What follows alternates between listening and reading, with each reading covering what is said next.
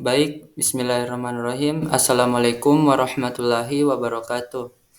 Perkenalkan, nama saya Rahmat Ramadan. Saya berasal dari kelas C, jurusan Teknik Informatika, Universitas Islam Negeri Alauddin Makassar. Pada video kali ini, saya akan mencoba untuk membuat relasi tabel dengan menggunakan framework YII. Baik, langsung saja. Pertama-tama kita membuat database. Di sini saya sudah membuat database dengan nama perusahaan.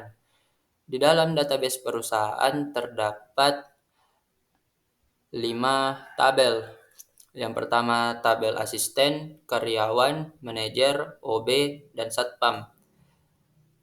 Di dalam tabel asisten terdapat 3 field, yakni ID asisten sebagai primary key, kemudian ada nama asisten dan gaji asisten.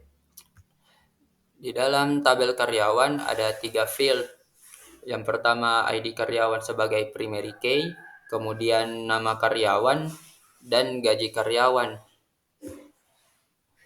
Kemudian di tabel manager ada 6 field. Yang pertama ID manager sebagai primary key, kemudian nama manager.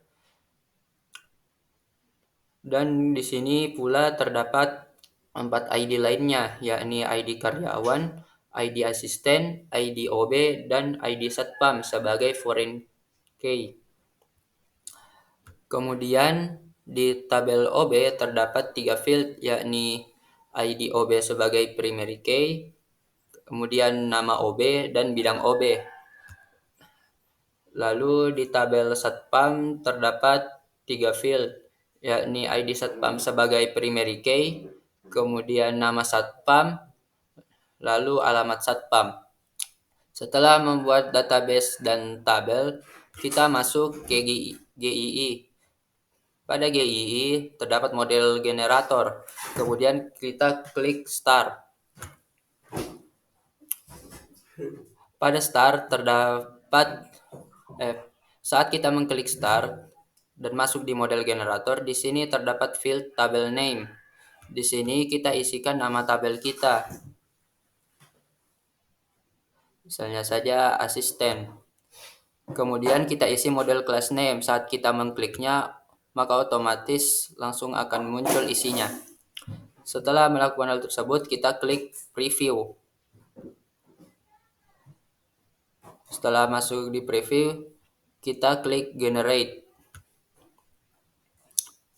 Kemudian setelah kita selesai di model generator, kita masuk ke chroot generator. Di chroot generator kita isi model class seperti yang saya lakukan ini. Add garis miring models, lalu nama tabel. Kemudian di search model class kita masukkan juga isinya seperti ini: app, models, nama tabel, kemudian search. Di controller class kita masukkan pula app, garis miring controller, garis miring nama tabel controller. Setelah itu kita klik preview. Setelah itu kita klik generate. Lakukan hal yang sama kepada 4 tabel lainnya yang telah kita buat tadi. Setelah itu kita masuk ke Visual Studio, ya, di mana terdapat codingan-codingannya. Pertama-tama kita masuk ke config.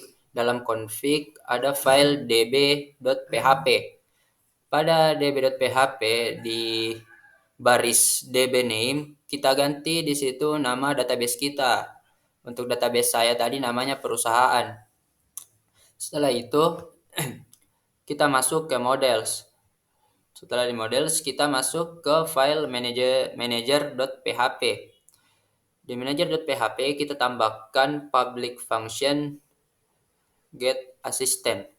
Setelah itu kita masuk ke index manager yang terdapat di views. Kemudian kita masukkan seperti ini, di mana ada ID manager, ID underscore manager, kemudian nama underscore manager, ID karyawan, dan seterusnya sampai satpam titik alamat underscore satpam. Kemudian kita masuk ke layouts bagian main PHP. Di sini terdapat beberapa option yang sudah ada seperti home, about, dan kontak. Di sini saya menambahkan dua option, yakni option manager dan option karyawan agar tampil di bagian beranda. Kemudian untuk mengeceknya kita masuk kembali di browser. Di sini sudah terlihat di beranda ada option manager dan karyawan yang telah kita tambahkan tadi. Di sini terlihat tabel atau tabel-tabel yang sudah saya bikin tadi, di mana ada ID manager, nama manager, ID karyawan, nama karyawan, gaji karyawan, sampai alamat satpam. Mungkin itu saja yang bisa saya sampaikan saat ini. Mohon maaf bila banyak kekurangan. Billahi taufiq wal hidayah. Wassalamualaikum warahmatullahi wabarakatuh.